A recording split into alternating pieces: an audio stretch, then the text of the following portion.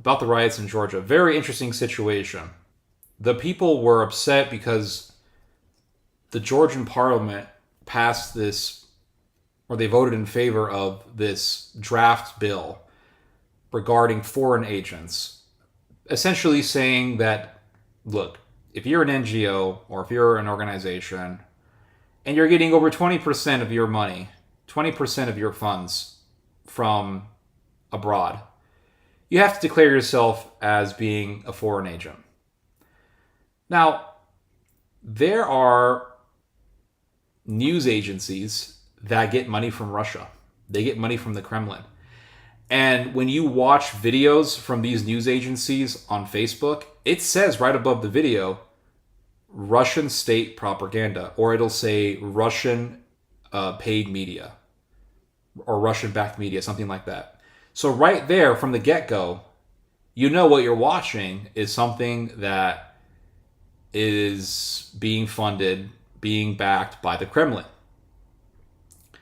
So because we have laws here in America that force entities to make these declarations, to make these sorts of admissions. Now the Georgians who are rioting, they're all anti-Russia, right? They don't like Moscow, they hate the Soviet Union, blah, blah, blah, blah. They don't want Georgia to become like the Soviet Union. But here's the thing. For years, we've been hearing about how Russia has its tentacles all over the world. Russia's got all of its hands everywhere. Its fingers are everywhere, blah, blah, blah, blah, blah.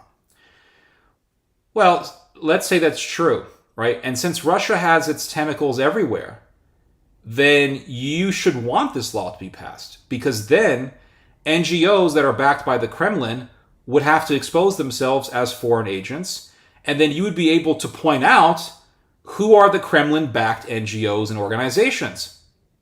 And then you can make more of an argument about Russian influence and encroachment in your society. So why wouldn't you want this law to be passed? Well, because it's bad. Why is it bad? You'll be able to expose all the Russian influence in your country.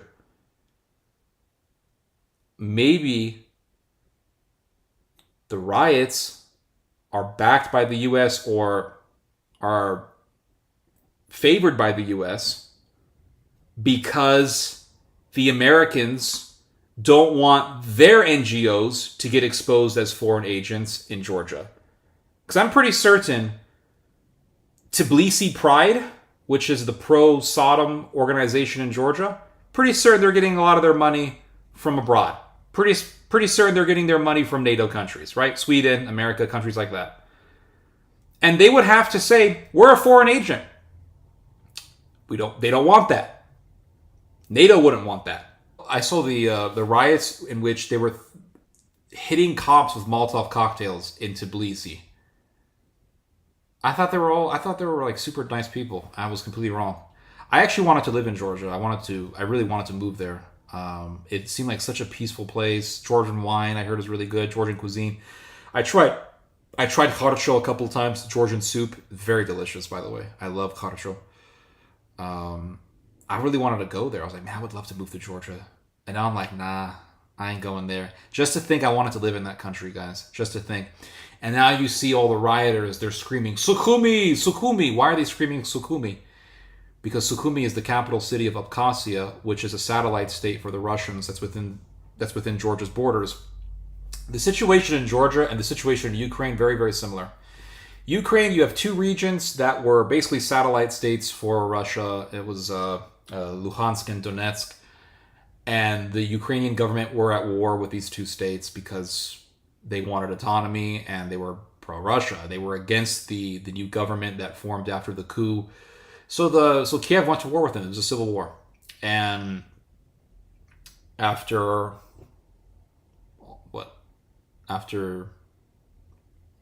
8 or 9 years of fighting, Russia decided to go to war with Ukraine to defend those two states because Russia considers those states as independent. Russia considers Abkhazia and South Ossetia as independent states. There was a war back in the early 2000s in which Tbilisi went to war with these two states because they weren't fully integrated under Tbilisi. And Tbilisi, frankly, did what any other country would have done, which is it went to war to force these states to conform. They didn't want to, and there was a civil war within Georgia, and Russia invaded Georgia to defend those two states, which it considers to be independent. So these rioters in Georgia, they want to do a revolution. That's why they tried to storm the parliamentary building and they failed. And they're screaming Sukhumi, Sukhumi, which is the capital city of Abkhazia, which is one of the satellite states of Russia within Georgia. If they take over, right, let's say Georgia one day has a revolution. I'm not saying this is going to happen tomorrow. I'm not saying this is going to happen next week. But let's say some years from now there's a revolution. That revolution is going to be just like Maidan. It's going to be a coup. It's going to be anti-Russia. And they're going to want to go to war with Abkhazia and South Ossetia to force those two states to become one with Tbilisi. If that happens, then you have a very, very high prospect for another Russian invasion of Georgia. The Georgian government withdrew from the bill, but the rioters still continued on. I'm not sure if they're still doing it now. I have to check it out, but the rioters still continued. Why? Because really, frankly, at the end of the day, it's not about the bill. It's not about the bill, guys. It is about a revolution. And I suspect that NATO is backing this movement. I don't have like clear-cut documentation for it, but I suspect, just through intuition, that NATO is backing this. And NATO wants to force Russia to fight a war on two fronts. They want to force Russia to fight a war in Ukraine and at the same time fight a war in Georgia and to weaken the Russian Federation. Just like the Americans provoked Russia into going to war in Afghanistan to fight the Mujahideen, that was to cripple the Soviet Union. And I think the same thing is happening now. I could be completely wrong about this, guys. And if I'm wrong, okay, I'll admit it, whatever. It's not a big deal. These are just my suspicions. These are my hunches. These are my hunches, guys.